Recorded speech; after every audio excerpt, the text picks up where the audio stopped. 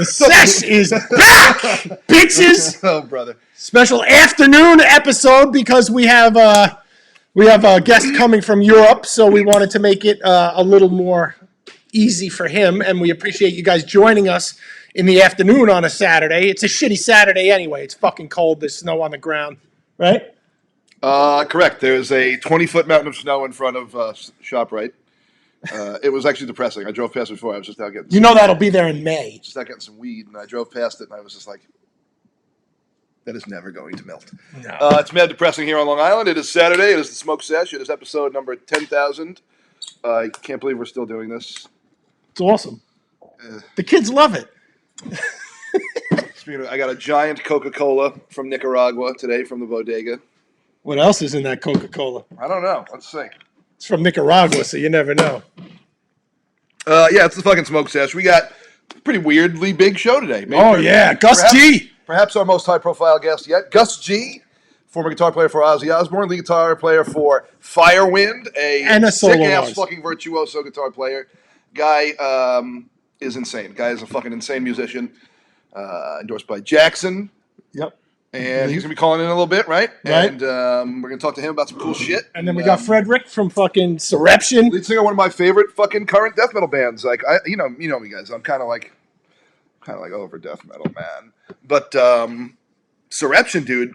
I heard, maybe 7-8 years ago, the drummer of the band Deprecated, Tory from Deprecated from San Diego. He was living here for a job for a while. And we were like smoking weed and eating mushrooms and stuff. And he was just like, check out Surreption. And I did. And they were sick. Yeah. And their most recent album is insane. Unfucking believable. And they're from Sweden, which is really wild to me because everybody thinks they got mad groove for Sweden. Right. Everybody thinks that Sweden is the Swedish sound, et cetera, et cetera. Right. I mean, the musicianship is out of control. Yeah, it's stellar. It's like Decapitated, but even crazier. It's like Decapitated and Necrophage just put together. Yeah. And it's but sick with as like fuck. grooves. Like with hard ass, like Pantera-y kind of. Yeah. Sick riffs, man. Sick. Yeah, so cool. So cool show. Thanks for everybody checking us out. And actually, Matteo Bazzanella, my man Bazza from fucking Italy, mio fratello. Oh, ciao. What's up, my brother? Good to see you, man. We've hung out in Italy a few times and in New York City a few times. Nice. And he loves pro wrestling just as much as I do. He's the man. That's awesome. By the way, this episode is brought to you by our European merch company, Empiricon. It is, huh? Yep. If you're in Europe and you want to get some sick-ass IB merch, we have an awesome Voracious Contempt t-shirt on Empiricon.com. So if you European guys like Voracious Contempt, we also have the classic IB Splatter logo shirt with the classic tribal symbol. And I believe we're going to give you a discount code during the sesh. So just stay tuned for that. This is kind of flat. It's a little upsetting because it was $3. Well, it came all the way on some migrants back from Nicaragua. Fair enough. That's what I mean. I'm not angry about it. It's all right. It's okay. It could be better though. What's all the paper on it? Some weird like. They probably had to write ingredients and nutrition facts. Producto de Nicaragua. Yeah, it's pretty good. Larry, you'll have to check the website. Check the website. You'll have to check. Inside joke. Great inside joke. Larry, you have to check the website. Europeans tend to be thin, so I don't know. But Larry, if you want large guy sizes, internalbleeding.com, our store does have on some stuff up to 4X. Yeah. So you might want to check that out. Massacre merch definitely has 3X. Yeah, stuff. Massacre merch has big boy stuff. Billy Rubino, aka Trigger, what's up, brother? How you doing? We were on his podcast. Oh, that's right. That was fun. Yeah, that was a fucking great. I am already ripped, dude. I got some new weed today. Yeah. Sour cake. Oh. And I took 2 hits just before the show, and now I'm wrecked already. All right. Oh my god. Oh, excuse me. Yo, side note, Trigger. Alex is back in the clan. He's been grinding the summit quite a bit. So if you want to play, he's on. Anyway, we have 4XL, so go internal bleeding. Billy, I've seen you online, man. You ain't a 4X. Yeah, dude. he's not. I'm bigger than you. I'm a 2X. Yeah, he says, I don't know what the fuck his problem is. Amanda's having vodka and Candyland. Is Candyland a type of pot? Or is it? Oh, maybe. All right. That's I don't possible. know. Amanda, please fill us in. So, good combo. Yeah, fill us in. Chris, what's up, brother? Man Tap, what's going on, bro? How's things? Is that Indonesia? Yeah. Hell yeah. Just thinking about Indonesia this morning, man. What a wild trip that was, dude. Mm-hmm. Sickest show. Great. Blue found a chicken skull in his vegetable rice, veggie Well, rice and beans. Blue was like, I'm a vegetarian. Then go, that's okay. We have chicken. Yeah. Oh, Chicken's man. skull in Yeah. the fucking fried rice. He was like, oh, my Lord in heaven, you know. Oh, my God. You know how much of that chicken and rice I ate at the hotel? I ate like 20 pounds of it. It was so good. And the Bintang beer was really good. And they had fresh squeezed guava juice. Yeah, that was like, it was luxurious. Oh, it was incredible. My favorite part is if you walked down the side of the hotel on the beach, down to like after the hotel, you can see all like half dead people on the beach. And I walked into some weird garbage areas. everywhere. Yeah, I went on a little weird journey by myself and fought a Gila monster. And you fought a Gila monster. Wow. Cheers from Denmark. What's up, Lars? Thanks for joining us. We're glad we could do this early edition. The Lars from Denmark? The Lars from Denmark. Isn't Lars? I didn't know Lars was a Danish name, but anyway.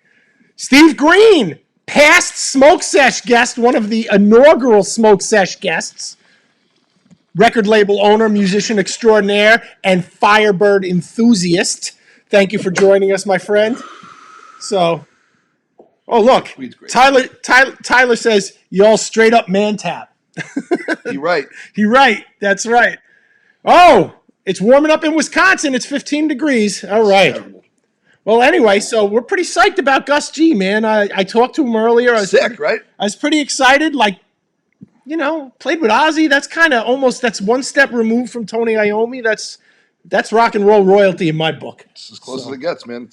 I'm sure he combed James's beard for him at least once. You think? No, I don't know. We'll ask him. So, so who knows, man? 15 degrees. All right. Well, it's like 40 here. It's like 40 here. The snow's melting pretty fast. Thank God I got it. It feels like it's 60 because it's been so bad lately. Mm-hmm. Dude, my skin has been so dry. Yeah, my fucking cuticles all crack and shit, dude. Oh, my God. Dude, I ruined 2 pairs of sheets because at night I just bleed. Oh. My skin breaks open and bleed. I have open skin all over the place from dry skin. My wife is pissed because a brand new pair of sheets is destroyed because my legs were bleeding last night. There's blood all over. Good Lord. I hate this dry weather, man. My skin just is terrible, and I moisturize like fucking hell. Joseph Mitchell, what's up, everybody buddy? in Texas is okay. We got a lot of friends down there. Yeah, Doug man. Mones' apartment got fucked up. Did it? Yeah, I think he had a pretty bad flood. I think the person above him or next to him had pipes burst and it fucked his shit up. Oh my God, that's but I terrible. know a lot of people are going through some shit, so hopefully our metaleros down there are all okay, safe and okay. Yeah, I hope so, man. Oh my God, that's terrible. How is everybody? What else? Amanda, how's things down by you? Is it rough? Where's that? I think she's in Oklahoma. I think she moved from Texas to Oklahoma. I don't know if she's still there, but Amanda, Jim Ross is from Oklahoma. Amanda said it's the first day above freezing in 2 weeks. Oh, your 6-foot icicle broke. That sucks. Wow. Yeah, it's brutal, man. Oh yeah. Oh my God. So you all need to come to Albuquerque next tour. We were in a couple of tours. 2017 we did. 2018 or 17. Yeah, I've had some good shows there, man. I had some sick food there too. Albuquerque's got some. Isn't that where we drove past the fucking what's his name's house? Walter White's house. Yeah, we went, and the people out front that owned it were not pleased. Yeah, they weren't pleased. They had the cones in front of the house, so you couldn't park in front of the house. Apparently, the guests, the people who go tourism to the Breaking Bad house, try to throw pizzas on these poor people's roof. We came pizzaless. We just wanted to see that. Yeah, we just wanted to see the house, so we saw it. Tony Barnes, what's up, buddy? Nadine says we should play a secret show in Albany. Doesn't sound like fun. Actually, the last show we played in Albany was pretty much a secret show. There was only like 20 people there. Yeah, so it was promoted to hell and nobody showed up. So that's I'll play a secret show in like Osaka, Japan. Yeah. Play a secret show in like Rio de Janeiro, Brazil, somewhere where it's like warm. Pyongyang, North Korea. I'd like to play a show. I'm going to Albany though. Shelbyville. I'd like to play a show in. Ogden, North Haverbrook. Ogden, Utah. Ogdenville. I don't know. Well, so there's that. You guys are insane live. Thank you, Alexander. We appreciate that. We work really hard to put on a good live show. I think that's Internal Bleeding is best experienced live. I mean, our records are good, but You have to see us live, especially this guy over here, because I sweat a lot. he sweats a lot, and he does that thing where he spits in the air and Triple H thing. Yeah. And if you catch him on a good night, he's got steam coming off his head, which is impressive. Tossie got the monorail reference that I just made. Did he? Yeah. Okay. Oh, Christian's joining us. He did the Final Justice T-shirt. He's the artist who did the Final Justice T-shirt. Oh, yeah, man. A lot of people like that, dude. Yeah, people love that shirt. We sold the crap out of that on tour, brother. Thank you so much for that. We appreciate it. Timothy, what's up, bro? How you doing, man? Just waiting for Gus to come on. Hopefully it'll be in a minute or two. You know. Shows aren't allowed. It's got to be, yeah, I know. Fucking Lord Cuomo. Yeah, he really fucked this fucking place up, man. Yeah. Grandma Killer Cuomo. Watch, we're going to get taken away by the state troopers now. Right. Guy's a fucking idiot. Hey, Raphael, one day maybe you'll see us live. You never know, brother. Where's that? North Korea. You kidding? No. I don't know where he is, actually. You kidding? Jimmy, what's up, buddy? How you doing? What's up, Jim? Thanks for joining us. This glare over here is doing nothing for my terrible pale skin. Oh, stop. You're not that pasty. Ew. The camera makes you pasty. Oh, yeah. I remember when we were taking pictures one time. Maybe it was Mike Randall doing pictures for us. He was like, McCarthy, take pictures. Oh, Gus G calling in right now, guys. Calling in, so we're going to get Gus up on the line. All right. Hey. Yasu, brother, how are you? Yes. I'm good. How are you? Good, man. Everybody, there's Gus G for us. We're excited to have you, man. Thanks for joining us. We really appreciate it, man. Yeah, it's a pleasure, man. Thank you for having me over. Hope you guys are doing well. Yeah, we're doing okay. We're sitting in our studio is a garage right now. Okay. Normally we do it outside, but the weather's so bad, we're sitting in the garage doing it. But we're surviving. It is what it is. You're in New York? Yeah. Long Island, yep. Long Island. Long Island, yeah. That must be pretty cold there right now, isn't it? It's actually pretty decent. It's 40 degrees. So today's not bad, but the last 2 or 3 weeks have been dismal. Yeah. You know, I'm over in Greece, and it was snowing. Like I know. My friend. Another Gus. Because everybody in Greece is named Gus. Everybody's Gus, yeah. Another Gus showed me pictures of snow, and I was like, wow, that's crazy. Yes. Yeah, it's insane. I mean, I'm not in Athens, but in Athens, it's even warmer, very even southern where I'm at. But, like, it snowed in the city, everywhere. Like, they've never seen this before. So it was, it was pretty insane. So, I'm thinking, well, if it's like that here now, I wonder what it's like up north, or like, I don't know. Yeah, it's pretty bad. But let's not talk about weather. Let's talk about you, guitar virtuoso, excelente. How did you fall in love with guitar? What? Let's start at the beginning. When did you start playing? How did you fall in love with guitar? Was it a certain artist, or was it your family? What was it? Actually was Peter Frampton. My dad had the vinyl, the Frampton Comes Alive, which is a classic album by Peter Frampton. Trivia question. That album was recorded 20 minutes from here. Oh, really? At the Long Island Arena. Yep. See, I didn't know that. Pretty cool. Anyway, go ahead. Sorry to interrupt. Yeah, no, it was like my dad had this vinyl, and I used to he used to play this at home, and there's this song called "Do You Feel Like We Do," where he does like this long improvisation solo with this effect called the talk box. Right. So I know it well.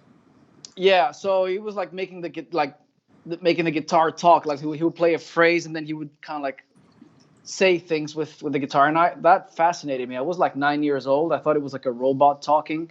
And my dad goes like, no, that's a guitar. So, that was like the moment of the epiphany, where like, oh, this is what I want to do. This is like you kind of have this image in your head, but you don't really know what it is, but you know that this is what you want to do. So That's how it started for me. That's awesome. That's awesome. And so did you dive right in? You got a guitar and dove right in? Did you start teaching yourself? Did you take lessons? What did you do? My dad got me a cheap classical guitar at first, and I took lessons for about 4 years on the classical, but I was not really happy with it. I just wanted to rock. I wanted an electric guitar. I wanted an amp. I wanted to play with distortion. So by the time I was 14, my dad got me a nice Fender Strat. And, I come from a working class family, so he was saving up for a couple of years. So, and that was like the big deal, that's that. When I was 14, my life changed forever. So since I was 14 and onwards, I was fully dedicated to music. I took lessons. I went to a conservatory. I would listen to anything I could get my hands on, really. It didn't matter. Was it blues or rock and roll or heavy metal or death metal? I just absorbed as much info as possible. That's awesome. So your first, what's your first band that you played in? Oh, well, the first band really was, me and a couple of my classmates in high school. And we did a gig at the youth center. And, awesome. Just played some Nirvana covers and Metallica, or we tried to at least. Right. That's been there. Tell them we've been there. We've all done that. We've all done that. Yeah, that's great. When did you start playing? I started playing in 8th grade when I found a guitar. 8th grade? How old were you? What is that? 13. Okay. Okay, in 8th grade, I always wanted to play guitar. I used to, sit with a tennis racket and pretend I was in Black Sabbath ever since I was 5 years old. And I always wanted a guitar, and I actually literally found one, and I figured out how to plug it into a reel-to-reel tape deck that I had found. Cool. And that's where I started. I never took it seriously until I got into college. And then all my free time when I was in college in the 80s, all my free time, played guitar. I didn't go out with girls, didn't drink, I just played guitar. And same here. I just locked myself in a room, and that was it for a few years. I was a late bloomer for many things. Yeah, well, I kind of was too. I didn't take it anywhere serious in high school, nothing, and then I don't know, some reason, and I was like, I really got to learn this damn thing because that's what I want to do, and my journey has been long because I haven't been able to dedicate the time I want to it, so the past 2 years I've been getting into theory and things like that. I just started. I wish I knew it. I wish I got into it way back when, but I'm getting there, Well, if you've been playing for a long time, and then even if you learn theory, late in the day, it solves a lot of the mysteries. This is what I've been doing forever. This is what it's called. And it probably unlocks a lot of things that you already knew, but just didn't know what the hell they were called, right? Yeah. Well, what I find when I'm always looking for a note, that's where theory helps. Where do I go next? And I'll be like, okay, well, in this scale, it would be here, or if I'm doing this, it would be here, and that's where it helps. It helps you think a little faster. Yes. Yeah. But anyway, so good, man. Yeah. And this guy is he's the fastest down picker on the planet. Well, that comes from, Hetfield worship, and can you downpick faster than Hetfield? Probably at this point in his life. Wow. But that was my thing. But I'm really not. I'm a terrible lead guitar player, man. I couldn't play the lead in From the Bell Tolls if I tried. I'm terrible, but I can play every riff off Injustice for All. With my eyes closed. You know what I mean? Right. I don't know what it is. I don't know what mechanics I just never figured out or never really sat and learned or whatever, but I do one thing I think really, really well, and I kind of just expanded upon that over the years. And that's very serious though. Being a great rhythm player, it takes a lot of dedication to have that kind of. I'm a good rhythm player, but I'm not as good as somebody who's really dedicated. He's a metronome. He's you think of somebody like Malcolm Young, for example. The stuff that he plays, it sounds kind of easy, but it really isn't. Yeah, and I bet he's on the beat perfectly, and there's no editing involved. He's you when him and I are recording demos, and he's laying down a demo rhythm track. I don't even have to edit. it's on the beat. It's on the beat. It's on the beat. You know. Right. And so yeah, rhythm guitar is really important. I think a lot of people don't see how important rhythm guitar is.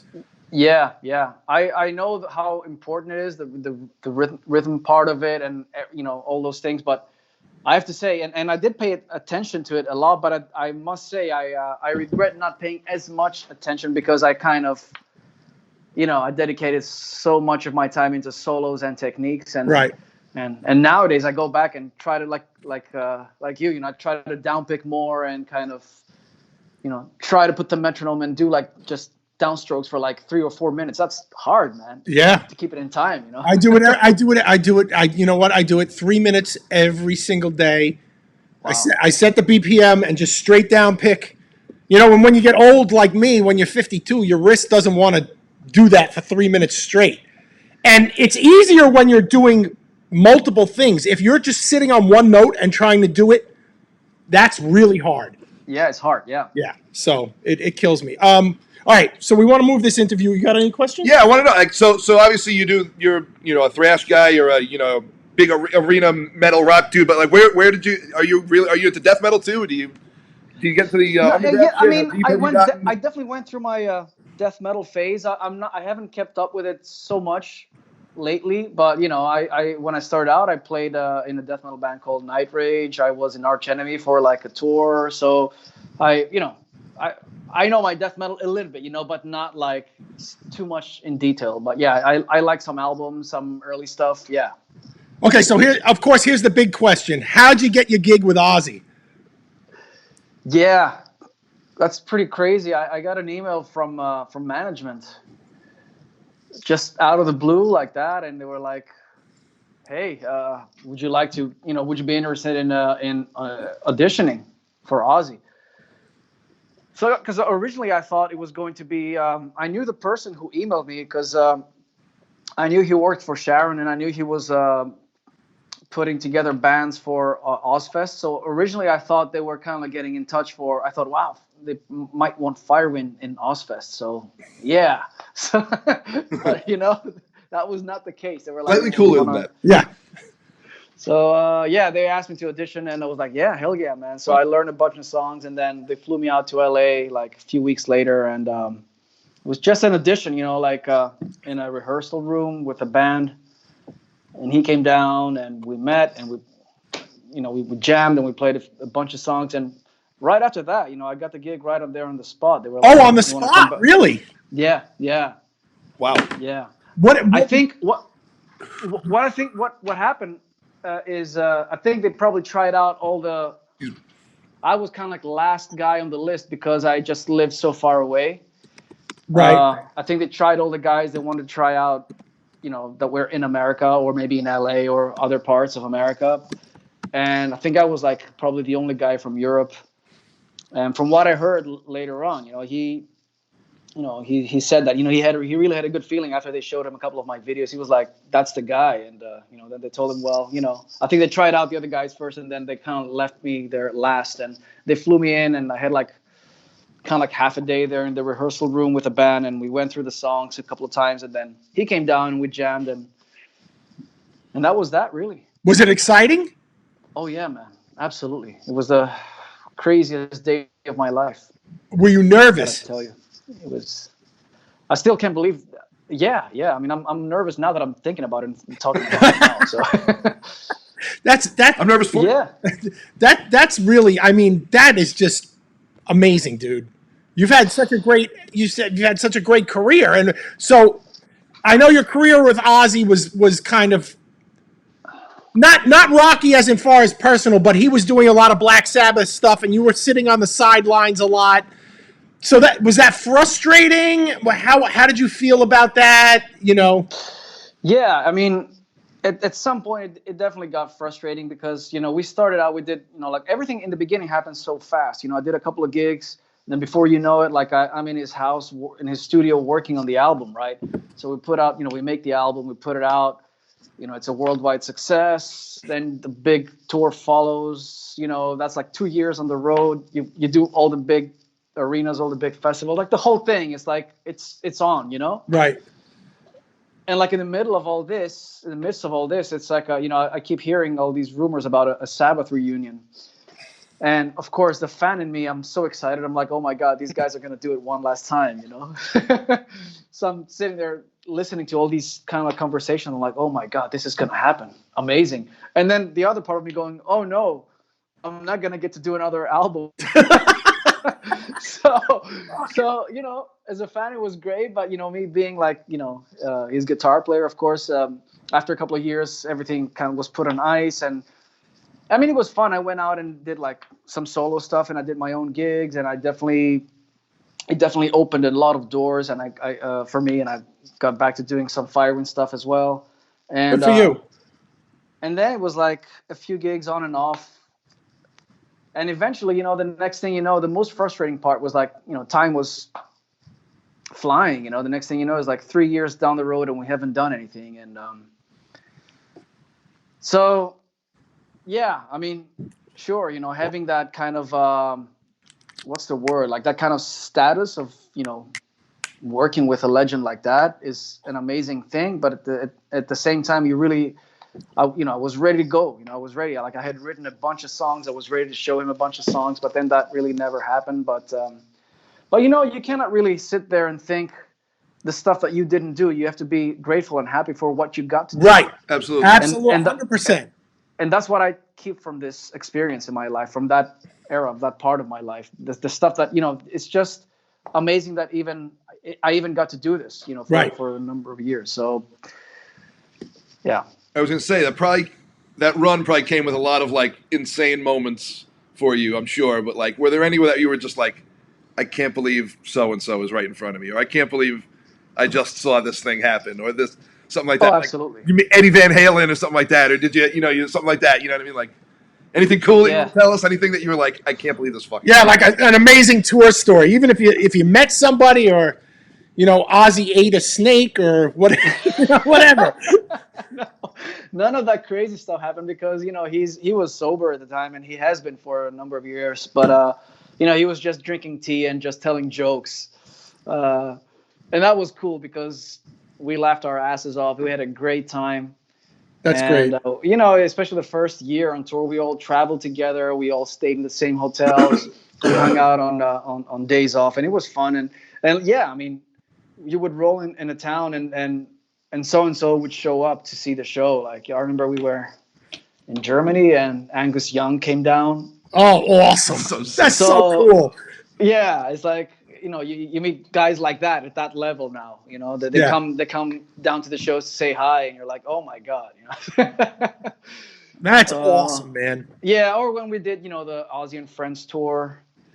And it was, Slash was out with us on a few of the dates, and Zach came back, and we would all jam together, and Geezer Butler was there, and just crazy stuff, man, that you would never ever think that would ever happen. It's like, what's going on, Very cool. All right, so I have to know, because like Black Sabbath is my life. Oh, okay, great. You met Geezer Butler. Yes. Please tell me he was a nice guy. He's the best. And a hell of a musician. Sick. He is, and he's a really funny guy too. Okay. Classic, British style humor. Right. Awesome. Yeah. Great guy. Great Good. guy. You made me happy. That's awesome. Yes. You made me happy. I mean, he doesn't get the respect I think he deserves. Because especially nowadays, bands don't jam anymore. Yeah. Like those bands from the 70s, man, they jammed and everybody had their space, and Geezer would fill up fucking space. Yeah, that's the thing, like with a band like Sabbath, that, obviously bands like Sabbath, Zeppelin, they're like the blueprint of heavy music as we know it, So it's like, you're right in what you're saying. Bands like that, like everybody had like their role. So everybody brought in a very specific and important ingredient to the whole picture. Yeah. So you take one of those ingredients out and it's not the same anymore. Right. Whereas today it's like, yeah, I mean, it's just, it could be just me doing everything here in a computer and, I can call it a band or whatever. Right. I mean, I'm not saying this is a bad thing, but like the real bands from those days, that's how they did it. That's why all those the original lineups are so important because that's the sound. That's You take one guy out of that and the equation, and the sound is not the same anymore. good point. Good point. So, what are you working with gear-wise currently? I know you're stuck at home, I'm sure, but you have some signature guitars and stuff. Do you want to show us any of that stuff, or you want to talk about any of the stuff you're currently using? Or Yeah, dude, sure. I mean, we just put out, we have, I've been using Jackson guitars, so this is like one of my models right here. I don't know if you can see. Look at that. love it. Love So it. yeah, more vintage kind of style, but with this crazy star shape that I've played. And I just started a pickup brand, a pickup company. So these are like my own design pickups. Sick. They're called Blackfire pickups. And Right. I saw that on your website. right. So I just started, this as a side business, and it's fun because I'm getting into the manufacturing part, and Very sick. it's a lot more work, but it's really it's great. I mean, this is the stuff I love to work with. So we are hopefully getting this out to people in the next couple of months. Because so far these pickups have been only living in these models that we put out, but now they're going to be available as standalone products. Sick. That's Yeah, that's awesome. What's that? I said that's awesome. So when so with the pickups, like you're creating the pickups, do you know enough to say, like, when they give you a sample, do you say, there's 3 dBs too much bass in the pickup, can you cut that down? Or do you just give them an idea, like saying, I want it a little tighter on the low end and a little, like, how do you explain to the engineer as a musician? Yeah. No, I don't really know the exact terminology of, okay, maybe wind it 3,000 times less or something. I don't know. Right. Those kind of technicalities, but I will tell him more generic stuff like, hey, I want it to sound more like that, make it tighter on the low end, or maybe this is a bit too brittle, or maybe this. So we went back and forth with making prototypes for a couple of years like that, to be honest. That's so cool. That's so cool. And that's the way I had done it with Seymour Duncan, because I was a Duncan guy for more than 10 years, and we had a model out there, and that's the way we did it back then. And basically, this is the same kind of situation that we do it now with the engineers. Okay, so we talked I'll about send you this. guys some pickups when I have them. I'll send you guys. You can try it out. Yeah, we love it. We've got plenty of guitars. We play ESPs. We're endorsed by ESP. But I have no problem replacing my EMGs with. I'm always ready to try some new shit. Yeah, man. we're both. Are they active or are they passive? I have 2 models, one passive and one active. So I'll send you a pair of each, and you can check it out. Oh, That'd be awesome. Thanks, man. Yeah. So you and I talked about this. You and I talked about this when we were doing our test call. How do you balance, and how do you go about dealing with a solo career? And then doing Firewind, like, do you prioritize one over the other, or do you try to find a balance, or you say, like, now is the good time to do Firewind, now is a good time for me to solo?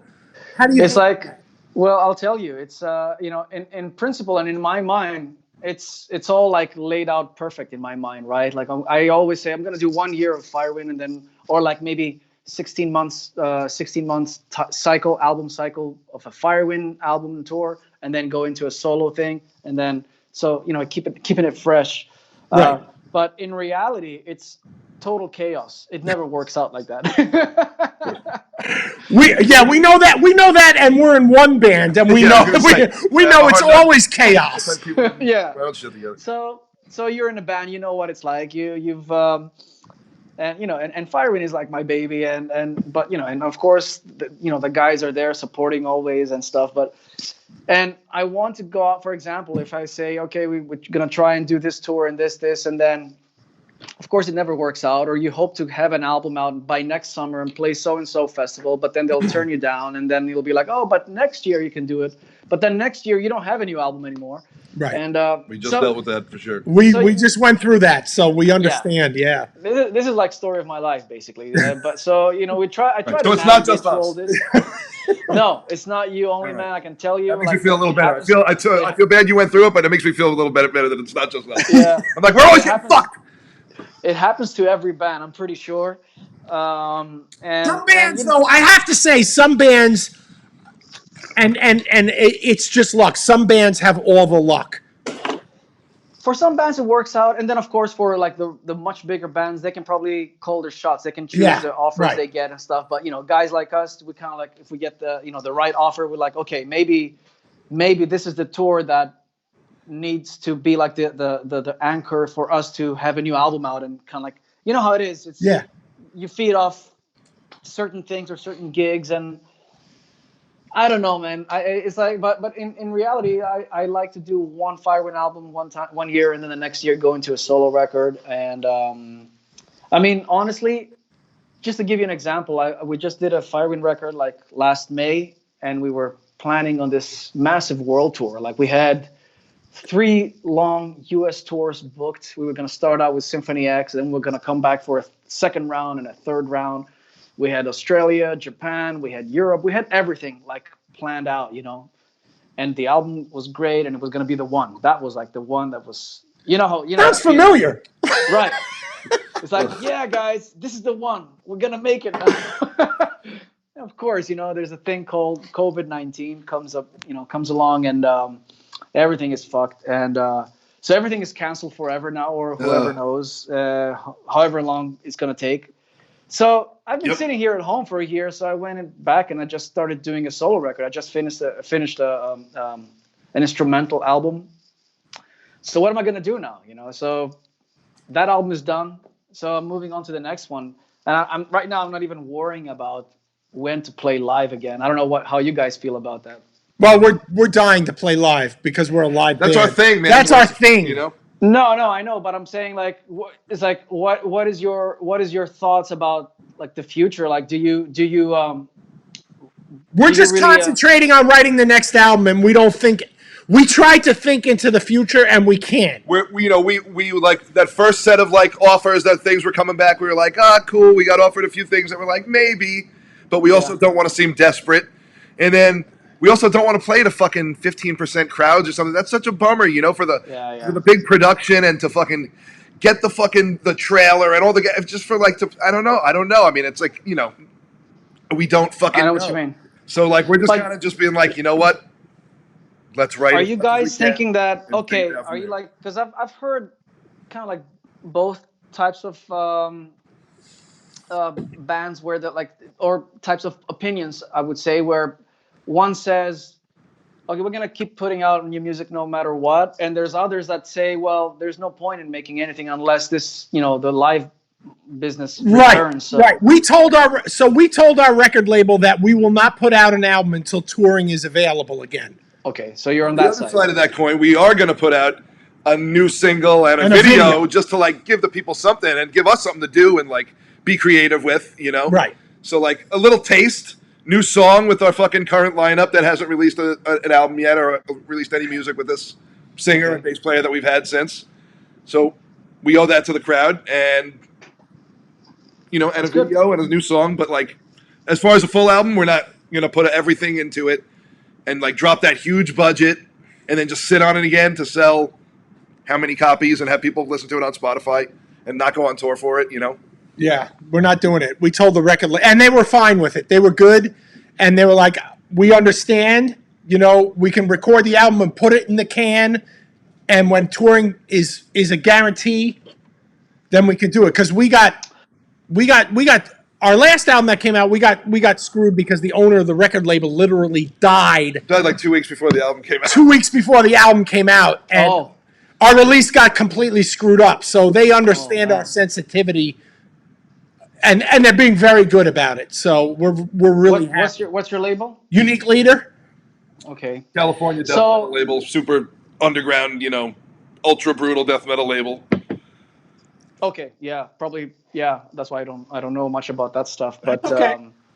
So I'm like on the other side of the fence where I'm like, I'm gonna keep putting music out. I don't care because like, what if the next live show happens in 2024, which is pretty much. I think that's going to be the case. Jesus. So I'm thinking, whatever. I mean, I'm sitting here and I play guitar pretty much every day. So what else am I going to do? So I write songs whenever I feel like it. So if I have enough, I'll just put them out without real expectation. But, people seem to consume a lot more music on Spotify nowadays, a lot more than before. So that's true. and that's where a lot of the business has shifted to. Like the digital side of things. And Yep. Right. We got it, man. Listen, we got to wrap it up, brother. It's been a fast. right. It's been a fast half hour. I'm really sorry, but we got our next Gus coming in. Gus, I can't thank you enough for your kindness and joining us. Do you have anything you want to plug? Anything that you want? Any merch sites or anything that you want people to hit while we're here? I don't know. Yeah, I guess people can look me up. GusG.com. GusGofficial.com or Firewind.gr. You can find all our stuff there, and come say hi on social media. So yeah, Awesome, Wow. man. Thanks a lot, Gus. Yes, Thank you, guys. Dude, Good luck man. with That was everything. really fucking sick, man. We hope to see you on the road, dude. You're the man. Thanks for letting us use your cabinets on tour one time, too. Yep. Absolutely. Thank you, Anytime, brother. guys. Cheers. Thank Take you. it easy. Bye-bye. We have to do that quick because we got Fredrick from the Surreption calling in right now on Skype. Wait, Fredrick, just hang in there for a minute. Yeah. This is fucking amazing. We just had Gus G, and now we got fucking Fredrick on. This is cool. It's This working is very fucking seamlessly. awesome, dude. Thanks again, though, real quick to Gus G. We hated to do it to cut you off that quick. You're the man. Thank you again. But Fredrick, how's it going, brother? Hi guys. It's going COVID. Kind of like Bored as that. fuck, I'm sure. Yeah, I mean it's here in Sweden. It's snowy and cold and stuff, and the COVID is widespread. So I've pretty much been inside since I don't know March last year. Oh, shit, God, dude. that sucks. So but I mean I've not gotten sick yet, so kind of good. Well, that's good because we need Surreption. Yeah, we need more Surreption. You guys are really sick, man. So, like, in my later years, I don't know how old you are. I'm like 36, 37 this year. And I came up in the midst of the internal bleedings, the suffocations, the dying fetus. Those were my bands. Those were my bands, Yeah. And over the years, I kind of like slowly, and I don't like, love it as much as I used to, death metal wise. You know what I mean? As far as new bands that were coming out aren't blowing my mind and shit. And I don't know how new you guys are, but as far as bands that I found over the course of the last 10 years, I'd say I call new bands, Yeah. You guys are maybe the best band that I've Oh, thank you. unbelievably cool and good and groovy and sick and well thought out. Really, truly enjoy your music. That last album is actually a masterpiece. I don't really use that word. No, you never do. You never do. Phenomenal. Yeah, it's really fucking good, man. I mean, it's a shame that you guys don't get the recognition that you don't get because you should get more. Well, I would love more. Of course you would. Yeah, we know that, man. I know the frustration, but from two guys here who are like kind of like over death metal, man, really picky as fuck. You guys bring something new to the table. Not only do you bring, it's just good. It's catchy. I remember it when I'm driving my car. I'm just like, I'm like, it's so good. I just remember the stuff. It's good. It's memorable. Right. It's got hooks. And technicality and great vocals and even the lyrical approach is interesting. It's not your typical lyrical approach, I think. So why don't we take it back to the beginning? Because you and I talked about this when we did the test call. How did a band like yours in Sweden get this sound when everybody thinks of Sweden, they think of like Dismember and Entombed and the Swedish sound, and then you guys have this. I don't know, man. It's a mix of I don't know, like Pantera and it's like death metal. It's like Decapitated, but crazier to me. That's what it sounds like. And catchier. Yeah. I guess from the start when we all figured this out. I wasn't really a part of it. It was the drummer and the guitarist back then, Anton and Tony. They had a love for the American style of death metal, Cannibal Corpse and that kind of stuff. So I think they started in that approach. And at the same time, I was doing this I was into another kind of music. I'm starting to get old, so it was more like in the new metalcore kind of genre. But at that time, I didn't know how to scream, so I invented growling for myself. Right. I didn't know it was growl back then. I just used my voice in that way, and they heard it and they thought like, well, this would suit death metal instead as well, maybe. Or whatever works. My other band. So they asked me, like, you know, at the bar, but do you want to join a band? And you're like, oh yeah, of course. I didn't think any more of that. But you know, after like a few months, the first songs came into I think it was my mail or something, and they were like, can you write some lyrics to this? And I was like, sure. And, you know, I was kind of stoked that it actually something happened, because usually it doesn't. So that was kind of the thing. So we melded together the idea they had of death metal with the idea I had, and my music taste at that time were way pointier or in all directions. So I just did my thing over the music, and I guess the mold started there. But what's also kind of worth noting, I guess, is that when you talk about the Swedish sound of metal and things, we have the Gothenburg sound, you know, In Flames, Draw Tranquility at the Gates, that kind of deal. And we have the Stockholm sounds with Entombed and Dismember and all that kind of stuff. And then we have Meshuggah from Umeå, where it's like, about 20 Swedish miles above us. So we're like in the middle of everything, all those different kind of geographical music points. So I guess that, I mean, some of the technicality, I guess, comes from the fact that we also like Meshuggah. Right, right. So, yes, and some of the ideas comes from that we like, you know, the Gothenburg sound, and some comes from like the Stockholm sound. But mainly, I think the thing with our sound comes from is that we took a lot from the US approach to death metal as well. Okay, that makes sense. Yeah. That makes sense. Yeah, I know that. I can definitely hear the Meshuggah in you, but you guys don't. You know, no, how I guess you don't ape Meshuggah. You take their influences, but you blend it, like you said, with American stuff. Sonically similar, but not structurally similar. Right, you know? right. There's some sonic similarities, like the very syncopated, on time bass drum guitar kind of thing. Yeah. But then you also branch off into different stuff, which makes it, I don't know, more interesting to the ear, you know?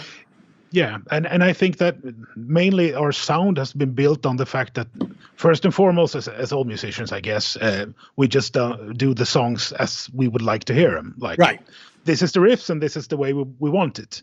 But during for each album we have listened to, we listen back to it and feel like, well, what are we doing really good here? And for every album it feels more and more like that the groove parts, you know, the groovy hard death metal is what we do best. So we have capitalized on that a bit, you know. So there's agreed. It's amazing. Your grooves are rule.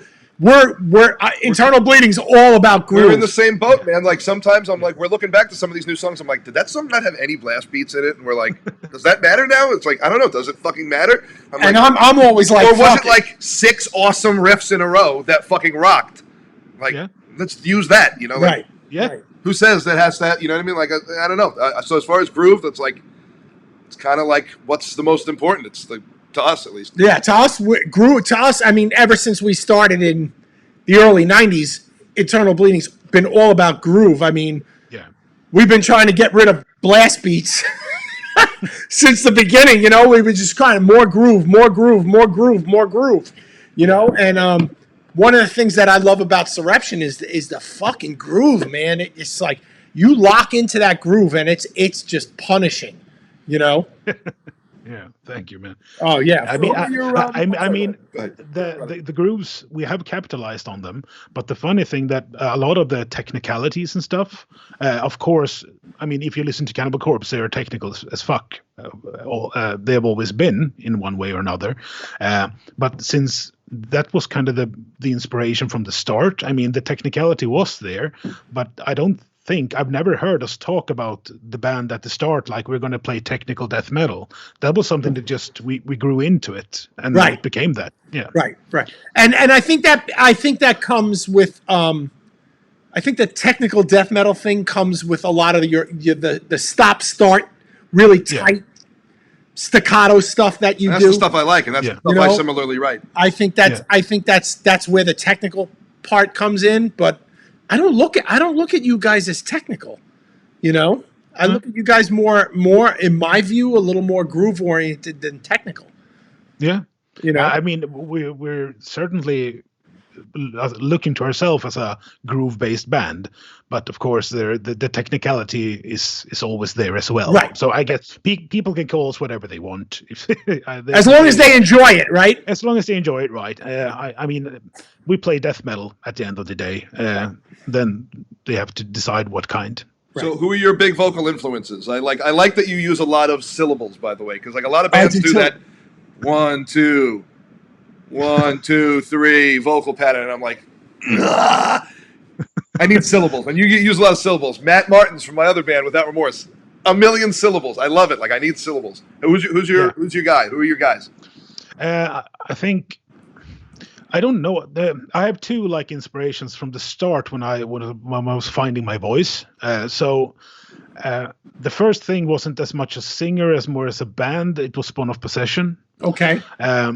And it was a lot about that I liked the shopping back then. It wasn't today shopping is a thing in death metal. I mean, there's a lot of it, way more than back then. But I remember I rehearsed a lot on the song Church of Deviants from their Cabinet album. So I love that kind of song. And that was one way for me to like get the speed up.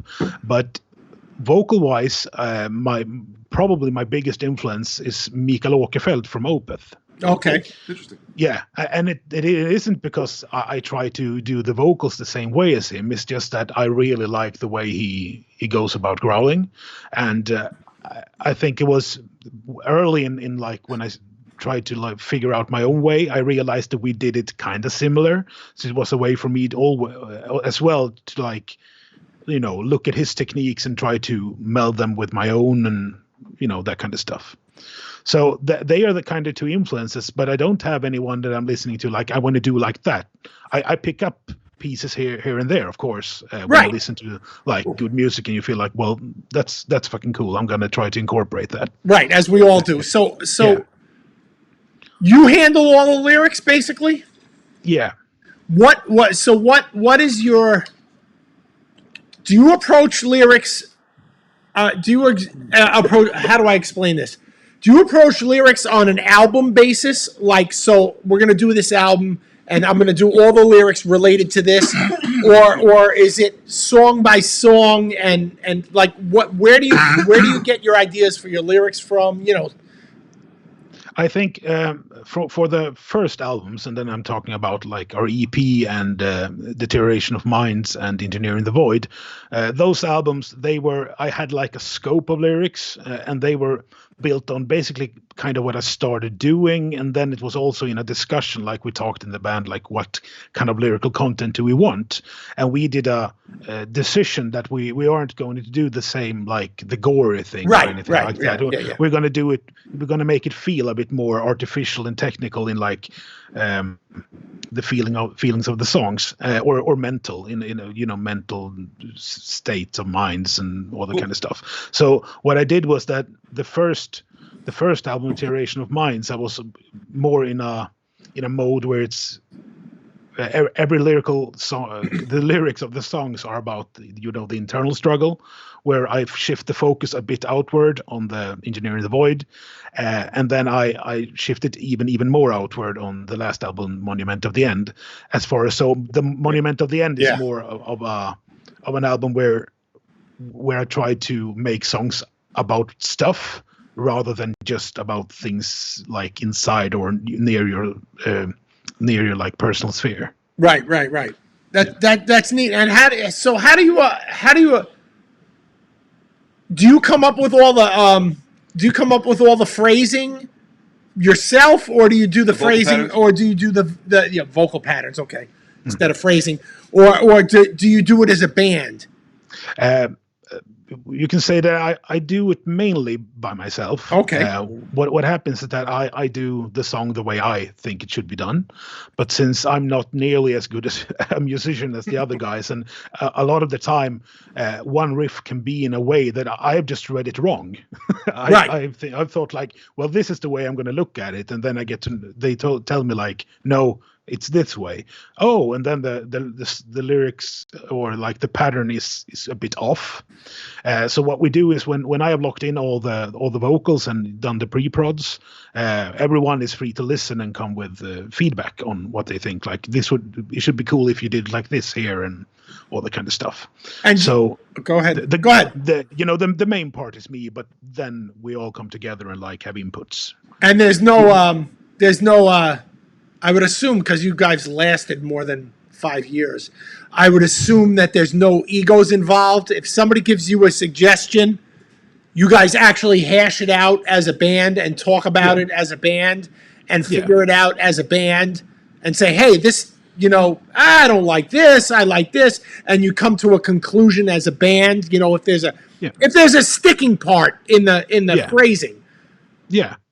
Okay. Exactly. We just talk about it. It's it has never become like a big deal. The only thing that can happen is that one person thinks one thing and the other another thing, and maybe I try something completely new because I think that none of them. I think that my way is the way to go. Right, of course. The other person doesn't. Then we try something completely new. That can be one way. And the other ways is just that maybe in the same way as I maybe have misunderstood one part of the song, one might think they might have misunderstood the way I put the rhythm of the vocals as well. So it's just a discussion from there, and so we all understand each other and the way we want to go in the song and that kind of stuff. Okay, so go ahead. Oh, I was gonna say, are you guys working on anything new? What's going on next for Surreption? Actually, that album came out 2017 or 18? 18. So it came out and we had an opportunity to do a little bit with it, but then COVID and I know we were supposed to. Really I believe that us, you, and the first iteration of the Cattle Decapitation tour that we were supposed to do was supposed to be us, you guys, and another band. We were very excited to play with you guys. We were also like, fuck, they're really tight. It has been such shitty years. Because it hasn't just been COVID for us as well. We've also had like problems trying to just get visas to the US. It's been a long battle for us. With the COVID thing, at least it was more understandable. Now it's a pandemic, right? Right. But the visa thing was a bit harder just to tackle with everything. Yeah, they made they made the visas a lot tougher in the US. They really did. They made it tough. Yeah. It was really difficult for us to go to Russia. I remember it was. Yeah, that was a nightmare. It was a lot of jumping through hoops to get stuff done. But yeah, I can only imagine. Did you guys end up losing a lot on that, or did you guys have the? Well, yeah, of course. It was a hard one. All the things considering COVID wasn't as hard because all those things we had an ability to like stop before they happened at least. But we were on the Summer Slaughter tour, and at that point, me and the drummer got visas, but the other guys didn't. So God! Me and Tony went to the US and did the Summer Slaughter as long as we could with Justin McKinney from he's from he played in the Faceless and the Zenith Passage and everything that so he did a great job, but the thing was that we were just going about this and we never got the visas. So at one point it was like, well, this is costing too much money. We can't. We're just bleeding at this point. Yeah. So yeah. And from that, wasn't you guys as well on the Suffocation tour with Cattle Decapitation and Suffocation, or am I misremembering anything? I don't know. Yeah, because the thing was like we were supposed to be on that tour, I think, and that tour passed and all that. And I know that you guys got the spot instead because you were in the US. No, I think somebody else got the spot. We were on tour. We would have, but we were actually on our own tour with Arsis, maybe. Yeah. Oh, yeah. That was the Arsis tour. And then I think somebody that band from Baltimore. What are they called? I forgot their name. Gloom. Embargoed Splatteration or something. I don't know. I know at least that at some point there's been a lot of confusion because I know there was a picture of you guys and they said it was us, so we had to no, that it isn't us. That's yeah. So Steve, it's been a lot. We have a relationship. Yeah. Visceral Discord. Nick is chiming in. Nick, our manager. Oh yeah. Yeah, I don't know. It's been a lot of confusion. I know there's been a picture where right. You guys have been mistaken for us for some reason. I don't really know, but I don't know either because we're a lot more handsome than you guys are. So yeah. I couldn't imagine why. So, What about your personal life, man? Married, single, living in one studio apartment? Do you have a job? Like, what do you do? Well, I live with my girlfriend, and we have a dog and a cat. Okay. That's Awesome. we have an apartment here in the northern Sweden, and I work for the state, so I have a really a desk jockey job. But I mean, it pays the bills. So I'm quite happy with that, of course. But I would gladly be touring some more. Right. dude. We're both of us too. Oh, we're fucking dying, man. We're It's like, dying. internal bleeding only, you know what I mean? The records are the records, they're sick, but like the shows are what IB is All based about. on, Yeah. We're all about the live show, so it's like it's really hard for us, Yeah, I can figure. I mean, in the US as well. I mean, it's so easy for you guys to just go on a tour as well because the country feels like it's made for it in one way. You rent a bus or anything and you just go. And I mean, you have to figure out where to play, of course, beforehand. But I mean, here in Sweden, for us to just go on a tour like in Sure. Europe, it's quite the hassle because I mean, we live. For us just to go come to Europe, we need to firstly drive 4 or 5 hours near to Stockholm, get a flight, pay for all the luggage to get there, and it's it's a lot. So I figured that out when we were in the US as well. I mean, you can basically just gather your stuff and go out, start touring from your yard, Right. basically. Yeah.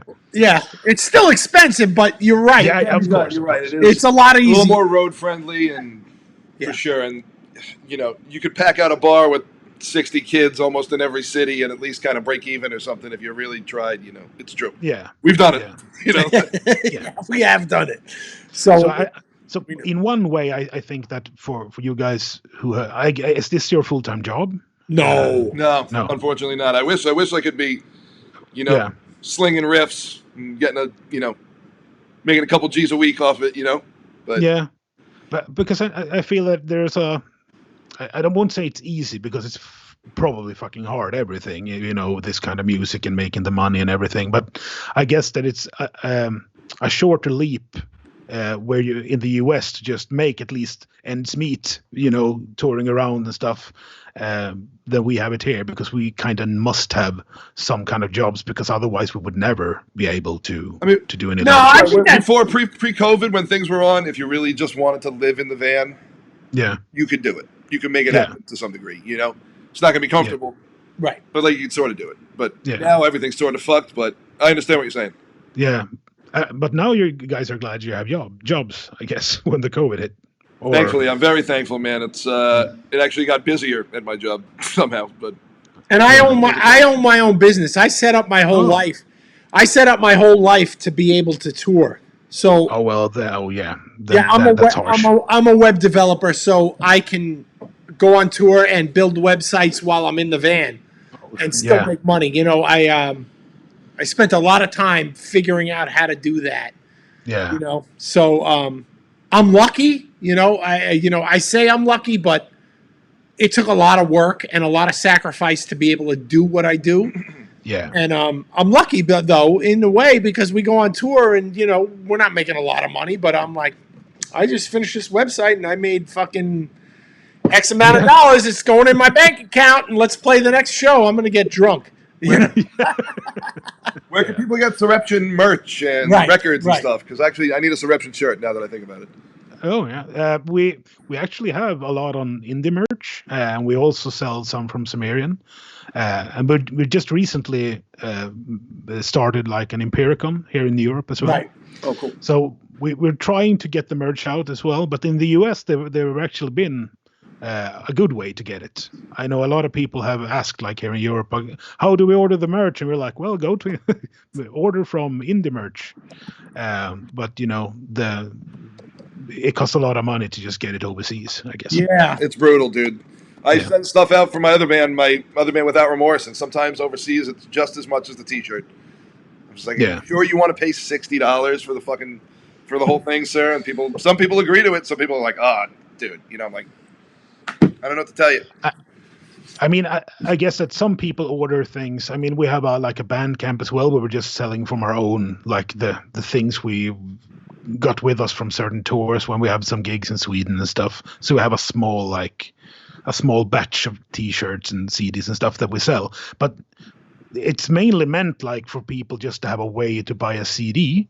But people are actually ordering that from like Australia and Canada and the US as well. I think it's because they know that the money goes to us, and that point, that kind of thing. So we live in an age where Patreon is a thing. Okay.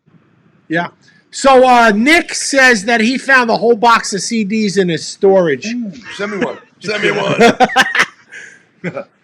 Yeah, send me one. Send me and Chris one. I mean, we're having Fredrick on. I mean, come on. That last album really is fucking great, man. Yeah, it's really great. It really is. I mean, I'm really happy with that album as well. We did a lot of things differently, and I think it panned out pretty well. I don't know if you've listened to them, like the album before and that album, but the production is way better different than the. Oh yeah, I like it as well. I Modern think sounding, really, but it's also like not dated sounding to me. Like I'm not gonna be bored of this in a few years. You know what I mean? Like yeah. Like some of the MySpace era bands that I thought I was gonna love forever. I'm like, my God, I go back and listen to it. I was like, what the hell was this? And no, you guys definitely sick. Did you guys know it was like a killer one when you were making it? Because I knew when we were making Corrupting Influence, I was like, this is a good record. I knew when I was. We knew it was something special. Yeah, I don't. No, I don't think so. I don't think we're in that state of mind when we're making it like this is going to be the one or anything like that. We are more into that. When we release it, we want to feel like this is the best thing we could have done with these songs. Like we are happy with how they sound, the structure, everything. So we need to be happy in all accounts. But then how it's going to be received, it's always like a conundrum to us. It's like, right. I really hope people like this because we do. So I mean, it's always a leap of faith.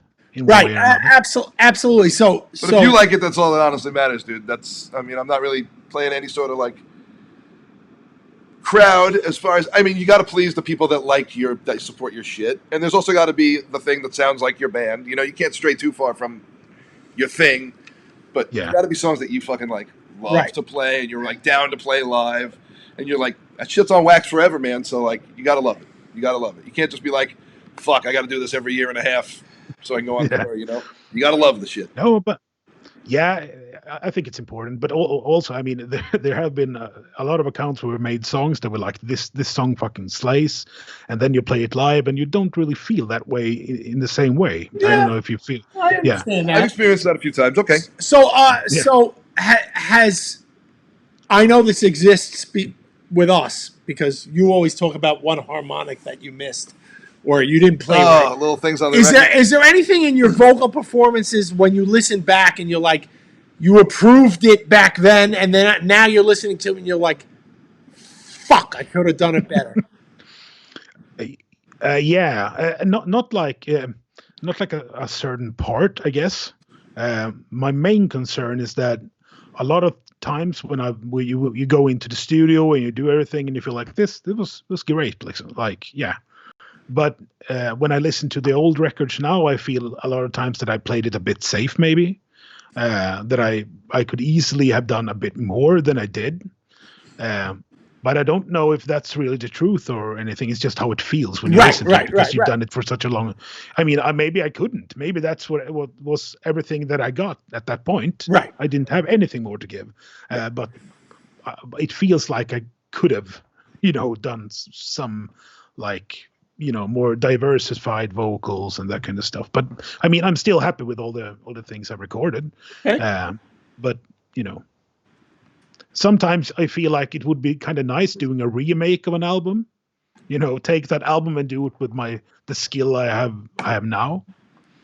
But as a fan, I think it's cool to, listen. He's a fan of bands. I'm a fan of bands. I think it's cool to listen to a whole catalog of a band and see how they progress and get better and better and better. And so I get it. I get you want to go back and you're like, oh fuck, I could fix this, I could do this. But then when you look at it from a fan perspective, you're like, the fan says, well, the next album they did even better. They grew, they got tighter, they got more. I'm a big Black Sabbath fan, so it's like, No. really? I can see the progression, and a lot of bands that I love, I can see, not just Black Sabbath, but even death metal bands, I can see, on this first album they could have done this better, but that's where they were at in 1993. Yeah, I see that as well. But I'm a bit of a production nerd. I kind of like things to sound the way I want them to sound. Right. So I don't say there's any right or wrong or anything. And a good example of that is I love Misfits. I've always loved Misfits. And the thing is, I think that Misfits for their time were great, like songwriters. Right. Simple songs, but great fucking songs. But the sound of the records Suck. back then. I mean, it's horrible. I personally think that's part of the charm that I like, though. The raw and the That it's like magic captured in a shitty garage or a shitty studio in 1979 in Lodi, New Jersey. Right. And that's what the fuck it sounded like. And there was if it sounded big and bright, and there was no budget for another take. had Billy Squires budget or something, it would suck ass. You know what I mean? Like, I don't know. That's just kind of how I feel about that. That's a good point. Sorry to interrupt. To them because I like them. I do, but I know when they come. Sometimes it comes like a band doing a cover of a Misfit song that sounds really good, and you realize that like, fuck, this song is beyond great. Right. But it's just the crappy sound quality from those recordings. So I mean, yeah, still great band though. Yeah. Oh, Misfits rule. One of the all-time greatest, man. One of my biggest regrets is not going to see him in New York City one night. I should have just ponied up the fucking $300 for the scalp ticket. I went. I saw Napalm Death and Take Offense, which was a great show.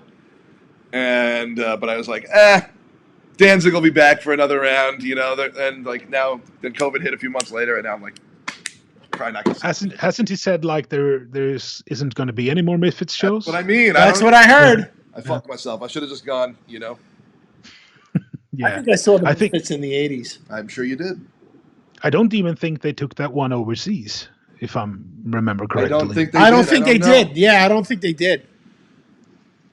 That's awesome, man. You gotta. So beside death metal and the Misfits and all that stuff, do you listen to anything else? What do you listen to? What do you rock? I don't listen to a lot of death metal at all, actually. And I'm one of those you can say that my music taste is quite wide what I'm listening to, but probably isn't what I'm into right now. It could be some electronic music sometimes, but I'm also into stuff like Woven Hand, the guy from 16 Horsepower, that guy. Okay, I know who he is. I love Tom Waits. Tom Waits is awesome. Yeah, and I kind of mellow music. I'm really into that. And when I'm listening to like more that isn't mellow and isn't death metal, it's more like kind of to the electronic way. There's a kind of a new band called Skinned. It's a weird band singing about serial killers and stuff, but not in a macabre way. Right. Or it's more like.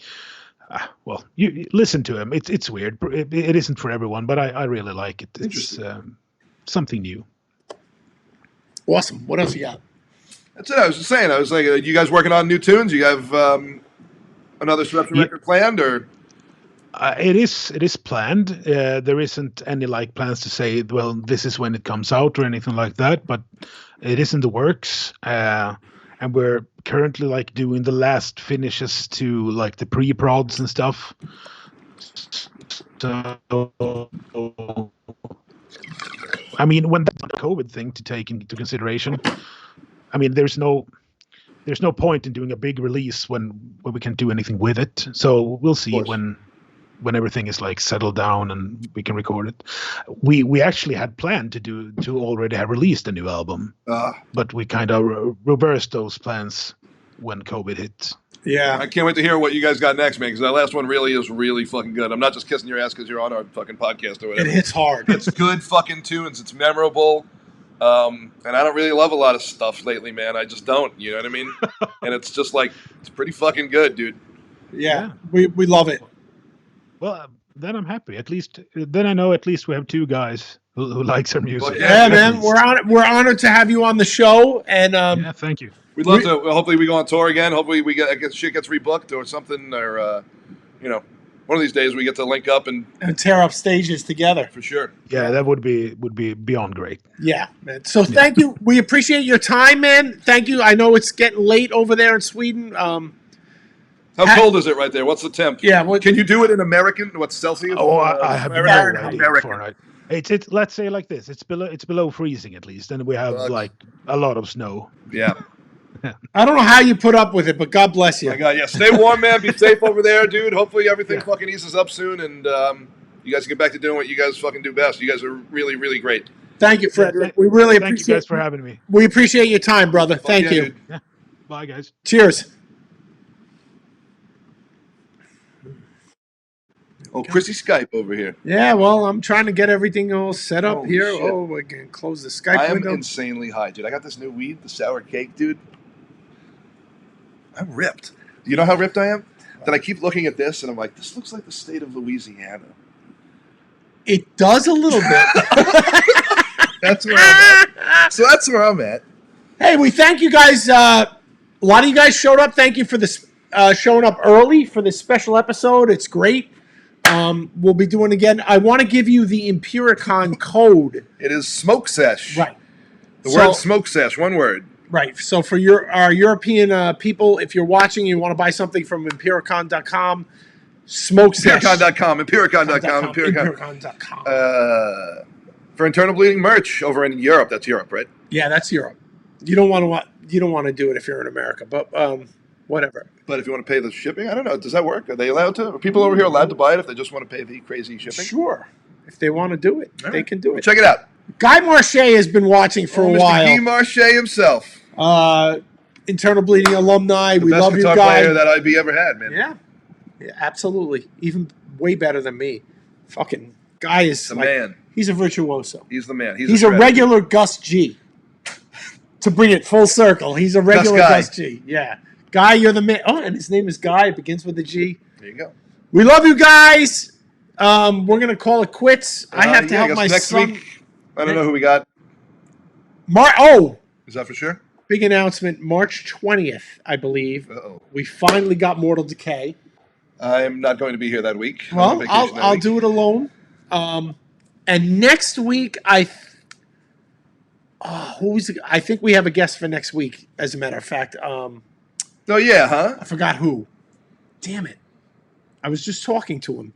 I don't know. The Nicaraguan Coca-Cola is making my teeth squeak like styrofoam. Oh, I love that. So it's not a joke. Guy says, I can't wait to hear what everyone comes out with after being quarantined for so long. I can't wait either, man. It's going to be sick. Guy, I hope you're writing something. Guy, hit me up. I want in on that project with you and Johnny G. You know what I'm talking about. Guy, bring back Fed Up. You'd have to dig up Bill, but bring back Fed Up. So, come on, Bill would laugh. Bill would laugh. Yeah. Bill would laugh. I know he would. So I do it because Bill would laugh. So it is not roadkill, Larry. I mean, Roadkill will be back though. He's got more stories, and eventually he's going to hit me with a Singapore cane or a kendo stick. My wife loves roadkill. He's a gentleman. He is such a nice guy. He's the man. It's just. Oh no! Don't break kayfabe. He's mean. He's nasty. Oh, is he? Okay, so Matt Bishop, happy Saturday, dude. I hope you watch the set. I don't know. Oh, fucking Henry McKenna taking over. Yeah.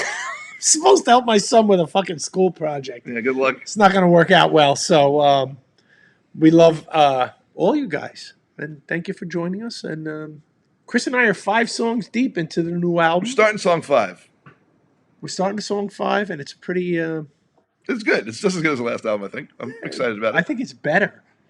It's slammy as fuck. It's catchy as fuck. And there's some... couple of tricks and trinkets we need to work out, but I think it's really on its way, actually. It took us a long time to get to this point. So I wasn't trying to, rush it, God, our writer's block And sucks, we erased dude. a lot of stuff. We erased a lot of stuff. We erased 3 songs. Yeah. We erased 3 songs. But it wasn't good. It wasn't great. It wasn't up to what we could do. It wasn't what we could do. That's right. Nick. One of my favorite singers. We'd love to get Steve Tucker, so hook that up, brother. One of my vocal influences besides old Jason Netherton is Steve Tucker. So anyway, European fans, SmokeSesh is your discount code if you want to from your Empiricon merch. And you cats over here in the States, Massacre merch has the Trill stuff. Internal Dash Bleeding has. We're launching. We're launching some big merch, some big old school merch. Pyre Press is doing some stuff in a few weeks. Next week we're launching it. Very cool looking stuff. Yeah, they have some really cool, classy looking shit. Strictly old school. Some sick, classy looking shit they got coming out. Yeah, you can't wait till you see that guy. Wait till you see that shit. Yeah, I'm pumped for that. I even need some of that stuff. Well, you helped me design the sweatpants. I need the sweatpants. I was going to say. I want the sweatpants. I need the perv pants. We're finally coming out with IB sweatpants. We had them ages ago, but these are sweet. And it's old school looking. Yeah, they're sick looking. Yeah, so we'll have more on that next week, I believe. Yeah, next week. And maybe we can get the Pyre Press guys on. I have a guest. I just don't remember who he is. Whatever. We'll figure it out. We'll figure it out. That was fun. Yeah, shout out to Gus G. That was really cool, man. Probably our highest profile guest so far, besides the Roadkill. Yeah, Gus G was great. In WWE. Let's be realistic. It's pretty big. And Fredrick was great too. Played in Ozzy's. I know, and he was such a sweetheart. So we really cool guy too. Really nice. And check out, he's got black something pickups. Black. I forgot the name. Face. Just go to Gus G. I think it's GusG.com is his website. Check it out. He's got his own pickups. You can pick up his albums. Dude's a virtuoso. I mean, he's sick, and he was a real gentleman, a real nice guy, dude. He was even nicer than I thought he was going to be. Yeah. That was cool as fuck. Amanda won. And Fredrick from Surreption. Thank you again, man. One of my favorite bands out. Yeah, you're fucking great. Check out their last album. What the heck is it called? That's what it's called. Something of something something. I always listen to it. I'm not good with names of songs and stuff. Amanda needs some IB sweatpants for her COVID ass. Amanda, get those IB sweatpants. You wait till you see them next week. They're fucking sick, and you're gonna look amazing in them. I know that. Monument of the End is the one that I like. I'm sick. Nick corrected us. Blackfire pickups. Cool. Thank you, Nick. Said Black Star or something. You have to understand that Christopher is high and Christopher is drunk. So, Sour cake, new weed this week. Very good. I'm glad you like that. You owe me $19. I do. I have to pay $19. I haven't earned $19 fucking dollars. I'm going to be here for 8 years almost coming up. I know. My first show was almost, okay, so it would have been March, would have been 8 years. But I got arrested, so I didn't get to go to Canada with you guys. Oh, that's right. Charlie went. Charlie from Suffocation played. On a weekend with you guys in May of 2013. And we played in Worcester, Mass. That was our first show at something, Steve's Rock and Roll Pizza Hut or something like that. No, it was somebody's Rock and Roll Diner or something like that with... Upstairs. Maybe. With Blues Band. Yes. Maybe with Blues Band. With Dysentery. Maybe with Dysentery and possibly... Mark Richards? Yes, Mark Richards' band. Yes. That was your first show? That was my first show. Upstairs. I remember that. I forgot. Something Rock and Roll Cafe or something. Diner. Ralph's Rock and Roll Diner. That was Chris's first show. Yeah, I've been in the band almost 8 years, guys. And that was sick because I remember... Don't fucking forget it. I remember when we played Falling Down, the place fucking exploded. It was great. The problem with Chris is every riff he writes wants to sound like Falling Down. Yeah, it kind of does. My favorite riff ever, dude. It's like the best death metal riff ever, man. Shout out to Guy Marche. That's right, Guy Marche, man. Love you, Guy. All right, guys, cool. We're out of here. See you guys next week. See you guys next week. Chris, what are you doing after this? I'm going to lay on the couch. I'm pretty high. I'm going to help my son with a project and clean the garage tomorrow. We're not going to do it tonight. It's too late. Good night. We love you. We'll see you next week at the regular time. Thank you to Gus G. Thank you to Fredrick.